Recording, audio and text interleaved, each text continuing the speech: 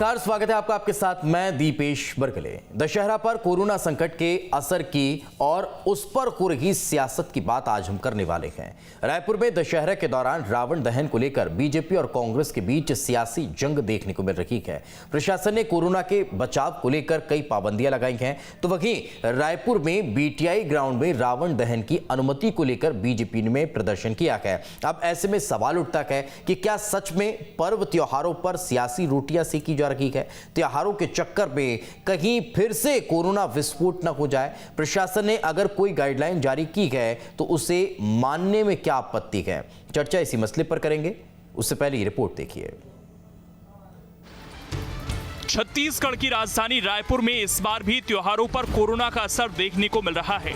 प्रशासन ने रास गरबा, डांडिया और रावण दहन को लेकर कई तरह की गाइडलाइन जारी की हैं, जिस पर अब सियासत शुरू हो गई है। रायपुर में रावण दहन को लेकर बीजेपी कार्यकर्ताओं ने प्रदर्शन किया, जिसके बाद दर्जन भर कार्यकर्ताओं के खिलाफ एफआईआर भी दर्ज हुई। रायपुर में जारी गाइडलाइन की बात करें तो रावण दहन और डांडिया में कोरोना गाइडलाइन का पालन जरूरी। WRS कॉलोनी में 50 फीट का रावण का पुतला बनाने की अनुमति। हर साल यहाँ 105 फीट का पुतला बनाया जाता था। मेघनाथ, कुंभकर्ण के पुतले नहीं जलाए जाएंगे। राजधानी में 10 से अधिक इलाकों में रावण पुतला दहन होता है। शर्तों के साथ रास गरबा और डांडिया के लिए अनुमति। क्षमता का 50% अथवा 200 व्यक्ति ही शामिल हो सकेंगे। वैक्सीन की दोनों डोज लगवाने वाले ही कार्यक्रम में शामिल हो सकेंगे। दिन में कम से कम 2 बार स्थल को सैनिटाइज करना होगा। मास्क पहनना और हैंड सैनिटाइजर लगाना अनिवार्य होगा। पर्व त्योहारों के उत्साह में कोरोना महामारी को नजरअंदाज करना प्रशासन के साथ साथ आम लोगों के लिए भी घातक हो सकता है। यही वजह है कि प्रशासन कोई चूक नहीं करना चाह रहा। प्रशासन के सामने चुनौती की बात करें तो रायपुर प्रदेश में सबसे अधिक भीड़ भाड़ वाली जगह है। अभी भी अधिकतर लोगों ने कोरोना वैक्सीन नहीं लगवाई है। कोरोना गाइडलाइन का पालन करना लोग छोड़ चुके हैं। भीड़ को कंट्रोल करना प्रशासन के लिए बड़ी चुनौती है। अभी कोरोना टला नहीं है, ये बात प्रशासन के साथ साथ आम लोगों को भी समझनी होगी। थोड़ी सी चूक जनता पर भारी पड़ सकती है। लिहाजा इस मुद्दे पर शुरू हुई सियासत फिर से प्रदेश को संकट में डाल सकती है। Team news state. तो मामला काफी गंभीर है। राजनीतिक मसलों को लेकर अब चर्चा शुरू करते हैं। बाबूलाल शर्मा जी हमारे साथ जुड़ चुके हैं, वरिष्ठ पत्रकार हैं। सर बहुत बहुत स्वागत है आपका। डॉक्टर विमल चोपड़ा जी हमारे साथ जुड़ चुके हैं, बीजेपी के वरिष्ठ नेता हैं, फायर ब्रांड नेता हैं। विमल जी आपका बहुत बहुत स्वागत है। नितिन भंसाली जी हमारे साथ जुड़ चुके हैं, कांग्रेस का पक्ष रखेंगे, काफी युवा और तेज तर्रार प्रवक्ता हैं। नितिन जी आपका बहुत बहुत स्वागत है। बाबूलाल शर्मा जी, आज मैं आपसे ही शुरुआत करना चाह रहा हूँ। इस पूरे मसले को देखा जाए तो क्या बीजेपी और कांग्रेस में सिर्फ एकमात्र वर्चस्व की लड़ाई के तौर पर इसे देखा जाए? बीटीआई ग्राउंड में जिस तरह से रावण दहन और दुर्गा पंडाल को लेकर राजनीति हुई और उसके बाद फिर बीजेपी पर एफआईआर दर्ज हुई। यार इस मैदान की बात है तो लोगों ने उपस्थिति देते हैं और वहाँ जब भारतीय जनता पार्टी के कार्यकाल के दौरान 15 सालों में इतना ज्यादा डेवलपमेंट किया गया, इतना ज्यादा उसको बड़ा बनाया गया कि 20-25 फुट की हाइट की मूर्ति से लेकर के वो जो पुतला जो है वो 106 फीट तक का बनना शुरू हुआ। राजेश मणत जी उसकी अगुवाई किया करते थे, उनके नेतृत्व में ही सारे काम हुआ करते थे और सारे मंत्री मुख्यमंत्री जो है वहाँ पर इकट्ठा होते थे और एक प्रकार से जो है वो भीड़ के बीच में एक प्रकार से अपनी पार्टी का एजेंडा भी सामने लाया जाता था और पार्टी का चेहरा भी दिखाया जाता था। ये सारी चीजें जो है उस धार्मिक आयोजन के पीछे इसके भी निहित थे, इसमें कोई दो राय नहीं है। लेकिन बहुत गजब का मैनेजमेंट भी होता है वहाँ पे, ऐसा नहीं है। मैनेजमेंट भी बहुत शानदार होता है। जो 5-6 जगहों पर दशहरे का आयोजन होता है उसमें सबसे बड़ा आयोजन जो है वो WRS कॉलोनी का जिसकी चर्चा चल रही है उसका हो रहा है। अब सवाल आता है कोरोना का जो समय है वो समय में जो बंदिशें हैं उन बंदिशों को तोड़कर इतनी बड़ी माने लाखों की संख्या में लोग इकट्ठे होते हैं तो निश्चित रूप से जो है उसका क्या होगा। आखिर उस कोविड-19 का जो बंदिशें हैं उसका क्या होगा। तो वहां पर कोई मानने वाला नहीं। जिस तरीके से नियम बनाया, मैं सुन रहा था अभी, एक भी बंदिश वहां मानने वाले लोग नहीं है और न सरकार प्रशासन के पास इतनी शक्ति है कि उतनी भीड़ को वो रोक ले या उसके ऊपर वो कार्रवाई कर ले या किसी प्रकार का वो नियंत्रण करवा सके। ऐसी भी मैं बात कह रहा हूँ। तो इसलिए देखिए विरोध हो रहा है, विरोध राजनीतिक कारण भी इसके पीछे निहित है। और अगर सिर्फ विरोध करना ही है, अगर कोविड-19 के प्रोटोकॉल का उल्लंघन का, तो आज बाजार में इतनी भीड़ है, उसका भी विरोध होना चाहिए। बाजार में मैं आपको बताऊं कि इस कदर भीड़ है कि लोगों को एक दूसरे से सट के जो है इतने ज्यादा मतलब धक्का मुक्की करते हुए चल रहे हैं, वहां भी विरोध होना चाहिए। तो ये सिर्फ रावण दहन का विरोध जो हो रहा है और उस आयोजन का जो विरोध हो रहा है, मुझे ऐसा लगता है इसमें राजनीतिक निहित कारण भी शामिल हो गए हैं। कारण उसका ये है कि वहां पर बहुत बड़ा एक औरा बनता है जिस पार्टी के द्वारा वो कराया जाता है। पहले भारतीय जनता पार्टी की सरकार थी तो उनके द्वारा होता था, अब कांग्रेस की सरकार तो उनके लोगों के द्वारा होगा। तो उसमें जो है एक पॉपुलैरिटी जो मिलती है, एक लोकप्रियता जो मिलती है कि इन्होंने आयोजन कराया, जैसे राजेश मूणत की एक लोकप्रियता बनी थी और उनके साथ के लोगों की एक लोकप्रियता बनी थी। बहुत बेहतरीन इंतजाम होते थे, बहुत अच्छी व्यवस्था होती थी और जबरदस्त वहाँ पर ये आकाश ये करते थे, मतलब आतिशबाजी बड़ी शानदार होती थी। यही वजह है, यही सवाल है कि आखिर इस तरह के आयोजन में अगर आप ठीक है इतने वर्षों से चला आ रहा था, फिर उस पर अब राजनीति क्यों हो रही है? जवाब लेते हैं विमल चोपड़ा जी हमारे साथ जुड़े हैं। विमल जी, दिक्कत कहां पर आ रही है?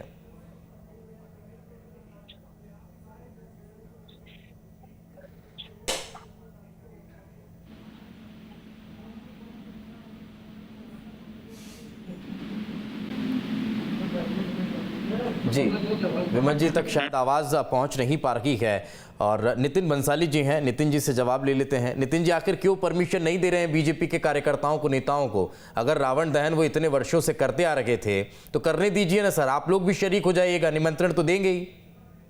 वो करवाए शरीक हो जाएंगे, हम करवाए वो शरीक हो जाएंगे, जो तो राजनीति बनी नहीं थी। ये जो बीजेपी ग्राउंड लेवल वाला जो मुद्दा है, ये समिति जो है वो खमारडी गांव की समिति है और खमारडी गांव ने नई समिति बनाई है जिससे हमारे पूर्व पार्षद की समिति है। और यदि उन्होंने ये निर्णय लिया है कि वहाँ पर रावण दहन होगा तो ये आ जाना चाहिए, बहुत वेलकम, हम आमंत्रित करते आ जाए। अब ये वहाँ पर पहुंचकर हो हल्ला किए और बिना पुलिस को थाने को सूचना दिए उन्होंने शंकर नगर जैसे चौराहे पर चक्का जाम कर दिया, जिससे चारों तरफ से लंबी लंबी गाड़ियों की कतारें लग गई। उसमें एक एम्बुलेंस की फंसी थी, ऐसी जानकारी मिली है। 25 लोगों के खिलाफ एफआईआर की गई।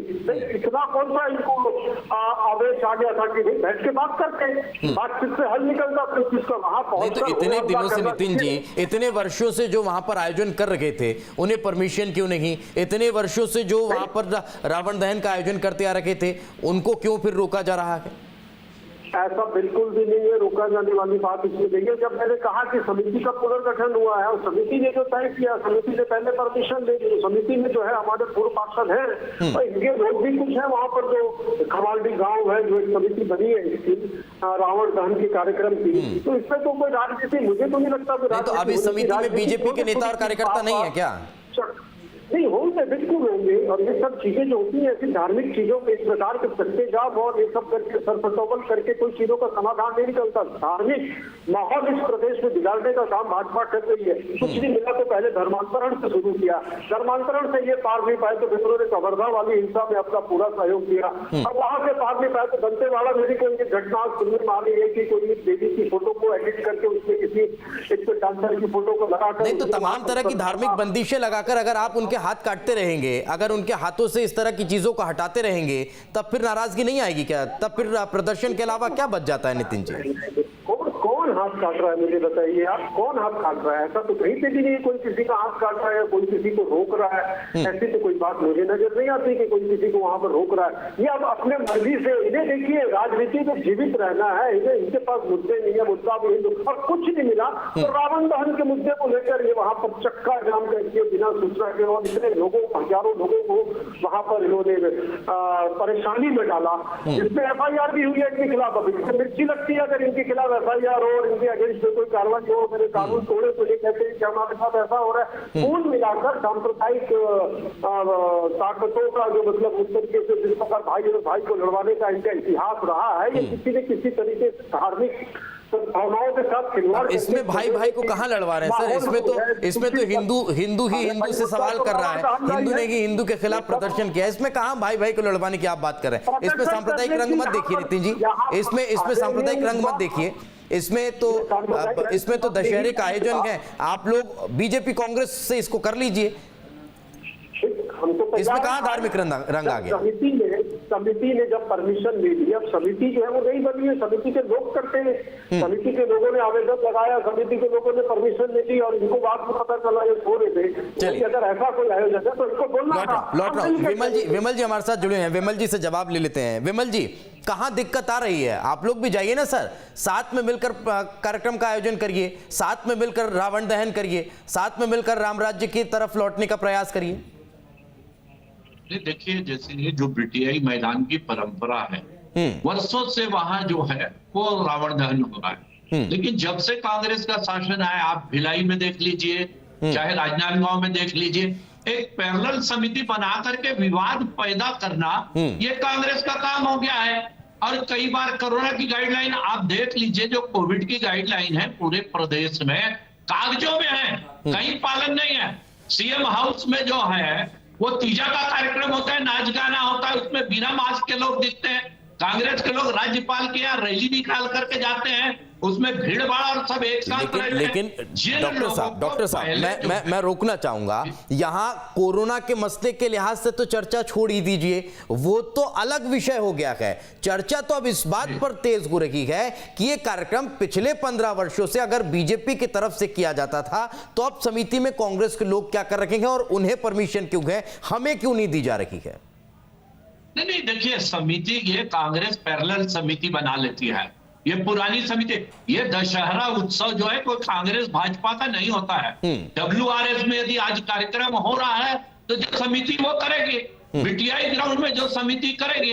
लेकिन कांग्रेस के लोग जो है सत्ता के आधार पर जो है, आप भिलाई में भी देख लीजिए, पिछले वर्ष यही विवाद हुआ था कि कांग्रेस के लोग एक पैरेलल समिति बना लेते हैं और हम करेंगे। अरे आपको नया कार्यक्रम करना है, आप समिति बनाइए, कोई नया मैदान देख लीजिए और आप करवा दीजिए। लेकिन जो समिति पहले से बनी हुई है उसको हटाना, उसके साथ जो है ये कहना कि हम अपनी समिति से करेंगे, ये भिलाई में हुआ। मैं लौट रहा हूं आपके पास डॉक्टर साहब, मैं लौट रहा हूं आपके पास। बाबूलाल शर्मा जी का एक कमेंट यहां पर महत्वपूर्ण हो जाता है। सर, जब जहां पर जिस पार्टी की सरकार रहती है, क्या इस तरह की बड़ी बड़ी समितियां, इस तरह के बड़े बड़े आयोजन में जब समितियों का गठन होता है या पुनर्निर्माण होता है या परिवर्तन होता है तो फिर उसमें सत्ता पक्ष के लोगों को शामिल किया जाता है ताकि आयोजन ठीक से हो सके, व्यवस्थाओं को दुरुस्त किया जा सके? यही यहां पर भी हुआ बाबूलाल शर्मा सर?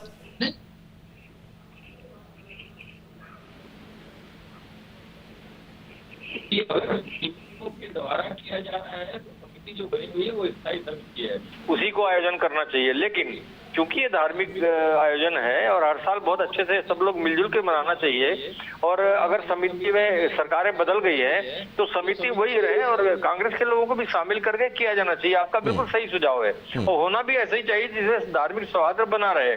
लेकिन वहां पर जो है ये लोकप्रियता जो मिलती है WRS कॉलेज में, जो भीड़ इकट्ठी होती है, दरअसल राजनीति उसके कारण हो रही है और वो जो है श्रेय हमको मिलने वाली स्थिति है। 15 साल भारतीय जनता पार्टी ने बहुत बेहतर ढंग से आयोजन किया। अब जब कांग्रेस का शासनकाल आया तो इन्होंने जो है उस समिति के जगह पर अपने लोगों के द्वारा जो वहाँ आयोजन कराने का प्रयास किया, जो राजनीति का एक बिंदु है। और दूसरी चीज ये है कि ठीक है, जब दूसरी जगह अनुमति मांग रहे हैं तो वहां अनुमति क्यों नहीं दिया जाना चाहिए? अगर समितियां बनी है और जैसे यहाँ पर रावा बाटा में होता है और भी जगहों पे होते हैं तो अनुमति तो होती है ना दूसरी जगह भी। तो इसलिए जो है ये राजनीति का विषय न बनाया जाए। और दशहरा उत्सव जो WRS का है, जिसको सारे लोग देखते हैं, सबकी नजर रहती है उसमें, पूरी जनता की नजर रहती है, हर परिवार सहित लोग जाते हैं, बच्चों सहित लोग जाते हैं, वहां पर जो मिलजुल के मनाना चाहिए। मेरा तो विचार यही है। लेकिन सवाल जहाँ राजनीति आ जाती है, कोई एजेंडा आ जाता है तो फिर हमारे लोगों के जैसे लोगों के बात जो है वो वहीं की वहीं रह जाती है। बिल्कुल बिल्कुल। नितिन जी, ये विरोधाभास आखिर क्यों? एक तरफ भगवा को कुचलने वाले पर कार्रवाई नहीं होती है, उसमें वहां पर हिंसा होने लगती है, दूसरी तरफ भगवा के नाम पर अगर इस तरह से काम होता रहेगा तब फिर राजनीति के सवाल तो खड़े होते हैं। देखिए, मैं आपका बिल्कुल विरोध करूंगा आपके इस बात का कि जो भी व्यक्ति था वो आइडेंटिफाई हुआ है, चाहे वो वीडियो फुटेज के आधार पर, फोटोग्राफ के आधार पर और साक्ष्यों के आधार पर, और उस पर गिरफ्तारी भी हुई है। और रसूखदार से रसूखदार आदमी के खिलाफ FIR हुई है। छत्तीसगढ़ में यूपी के जैसे जंगल राज नहीं है, यहाँ पर कानून जीवित है और यहाँ कानून का राज है, उसके तहत कार्रवाई हो रही है। अब रावण दहन के उत्सव की बारी आती है, DGI ग्राउंड के विषय में ये डिबेट हो रही है, तो मैंने कहा कोई मुद्दा नहीं है और ये तो बिल्कुल राजनीतिक कार्यक्रम है। हम तो कहीं इसमें राजनीति की कोई बात ही नहीं कर रहे। जो समिति है वो समिति ही इस आयोजन को करवा रही है। अब समितियां जो है वो चेंज होती है, नए लोग आते हैं, पुराने लोग हटते हैं, सामान्य प्रक्रिया, इसमें कहीं बीजेपी कांग्रेस नहीं है। पर इनको इस चीज के बारे में सोचना चाहिए कि अचानक बिना किसी सूचना के अपनी राजनीति को जिंदा रखने के लिए, फोटो को जिंदा रखने के लिए, वीडियो टीवी में कैमरे में आने के लिए वहां पर चौक पर खड़े होकर, शंकर नगर चौक पर DGI ग्राउंड के पास खड़े होकर इन्होंने चक्का जाम कर दिया, आंदोलन कर दिया, नारेबाजी कर दिए। क्या दिखाना चाहते हैं भाई? ये सब अगर धार्मिक रूप से और शांति से यदि कोई काम हो रहा है तो बैठ के बात करनी थी कि भाई ऐसा नहीं, ऐसा हो रहा है। वहां पर इनकी वजह से हजारों लोग उस ट्रैफिक में फंसे और बिना सूचना के लेकिन डॉक्टर साहब तो कह रहे हैं ना कि वो समिति तो अपनी चल रही थी, आपने पैरेलल अपनी दूसरी समिति वहां पर खड़ी कर दी। कोई पैरेलल समिति नहीं है, वो खमाड़ी गांव की ही समिति है और उसी समिति ने जो निर्णय लिया होगा और उन्होंने जो संदेश दिए होंगे वो किए। अब उस डॉक्टर विमल चोपड़ा, जब समिति का पुनर्गठन हुआ तब अगर नेताओं को बीजेपी के बाहर निकाल दिया गया, उससे समिति से हटा दिया गया, वहां पर कांग्रेस के नेताओं को जोड़ लिया गया, विरोध तभी हो जाना चाहिए था। अब आयोजन के समय क्यों? नहीं, देखिए ऐसा है, पुनर्गठन नहीं हुआ है ये। पुनर्गठन अलग चीज है। और जिस प्रकार से भंसाली जी बोल रहे चक्का जाम, कांग्रेस ने क्या आज तक चक्का जाम नहीं किया? कांग्रेस ने क्या आंदोलन नहीं किया? ये बात जो है जिस प्रकार से करते हैं कि आंदोलन हो। एक मिनट भंसाली जी, आप उसके बाद बोल लेंगे, मैं पहले बोल लूं थोड़ा, उसके बाद आप बोल रहे हैं कि कांग्रेस ने आंदोलन नहीं किया। कवर्धा की बात कर रहे थे, रसूखदार लोगों पे। अरे एक सिर्फ भारतीय जनता पार्टी के उन्हीं को रसूखदार, दूसरे पक्ष पे आपने क्या कार्रवाई की? कल विश्व हिंदू परिषद ने वीडियो दिया है, उस वीडियो के आधार पे आपने कोई कार्रवाई नहीं की। चलिए मुद्दा दूसरा है, इसलिए उस पर बहस नहीं करूंगा। लेकिन ये कांग्रेस की आदत है कि डंडे के बल पे जो है हर जगह कब्जा किया जाए, हर जगह लोगों को डराया जाए, भय पैदा किया जाए। आपका शासन है तो आप समिति को कुछ भी तोड़ मरोड़ देंगे और उसको पुनर्गठन बोल रहे हैं। आप नई पैरेलल समिति बना रहे हैं। भिलाई में भी यही विवाद जो है पिछले वर्ष हुआ था। ये कांग्रेस की तासीर है कि विवाद पैदा करो, डंडे के बल पर जो ये करो। अरे आज आप जो है जिस प्रकार की कार्यवाही कर रहे हैं, आपको ये राजनीति से दूर रहना चाहिए कि इस प्रकार आपको करना है, आप समिति बनाइए, दूसरी जगह ले लीजिए, वहां पे आप दशहरा कर लीजिए। कोई सरकारी आयोजन मिलता है, इस आयोजन पे कोई सरकारी सहायता मिलती तो सरकार की दखलंदाजी ठीक है। कोई लोग अपने पैसे से कर रहे हैं, चंदे से कर रहे हैं, सरकार का किसी प्रकार का जिसमें BTI में योगदान नहीं है और सरकार डंडे के बल पर जो है वो लोगों, आप यदि वो लोग आंदोलन कर रहे हैं तो मैं कहना चाहता हूं कि कांग्रेस के लोग जाकर के चर्चा क्यों नहीं कर रहे? अभी बंसाली जी बोल रहे हैं कि वो चर्चा क्यों नहीं करते? चर्चा कर लेते। जब वो सड़क पे आ गए हैं अपनी मांगों को लेकर के, तो आप चर्चा क्यों नहीं कर सकते? आप चर्चा करने क्यों नहीं जाते? इस प्रकार से जो है आप डंडे के बल पर जो है, डंडे के बल पर, शासन के बल पर। फिर मैं बात यहीं पर लेकर आता हूं कि धार्मिक आयोजन है, बड़े सौहार्दपूर्ण तरीके से आयोजन निपट सकता है, फिर आखिर इस पूरे मसले में ये राजनीति हो क्यों रही है? क्या सिर्फ श्रेय लेने के कारण? नहीं है, देखिए ऐसा ये राजनीति नहीं है।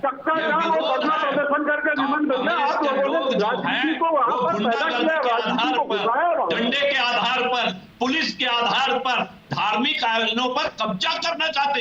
एक समय ये कहते थे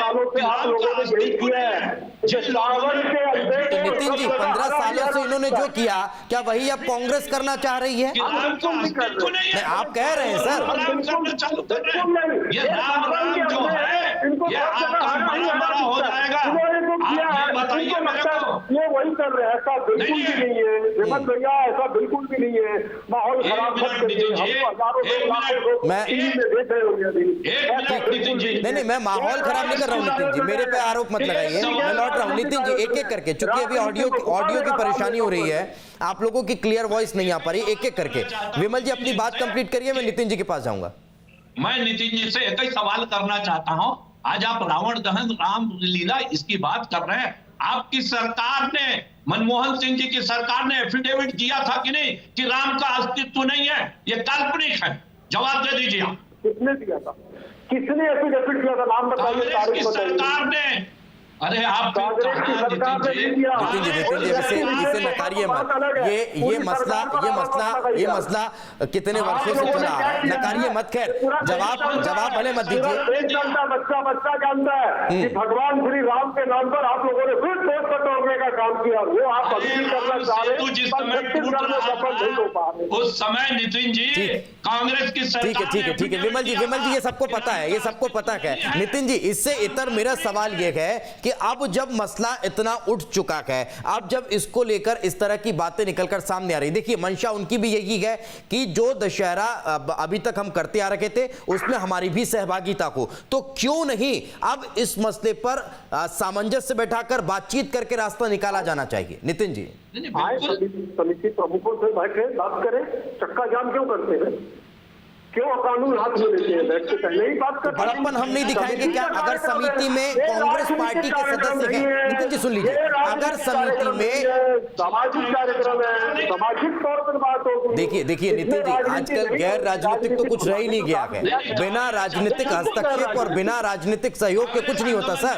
आप कोई भी समिति उठाकर देख लीजिए, देश के किसी भी कोने की समिति उठाकर देख लीजिए, अगर उसमें राजनीति से जुड़ा हुआ है, शख्स इन्वॉल्व नहीं है, तो वो राजनीतिक संगठन, सामाजिक संगठन हो ही नहीं सकता। बड़े भाई कहते हैं आइएगा मत भैया, आप भी शामिल होइए रावण दहन के कार्यक्रम में। ये राजनीति थोड़ी है, सामाजिक नहीं नितिन जी, खैर समय का अभाव है। बाबूलाल शर्मा सर से एक लास्ट टिप्पणी, अंतिम टिप्पणी सर, वाकई में क्या वर्चस्व की लड़ाई इस हद तक जानी चाहिए कि धार्मिक आयोजनों पर भी राजनीति हो? देखिए इसमें वास्तविकता यही है कि दोनों जो है उसको मिल करके काम कराना नहीं चाहते हैं। और मुझे एक बात कहना जरूर है जी कि ये इतना बड़ा आयोजन होता है। आप तो दीपेश खुद मेरे ख्याल से आपने देखा होगा जब आप रायपुर में थे जी, तो इतनी बड़ी संख्या में लोग वहाँ पहुँचते हैं, लाखों की संख्या में बाल बच्चों सहित जो है, बगैर सरकार के संरक्षण के, बगैर सरकार के सहयोग के, बगैर सरकार के इन्वॉल्व हुए इतना बड़ा आयोजन जो है संभव नहीं है, बहुत मुश्किल काम है।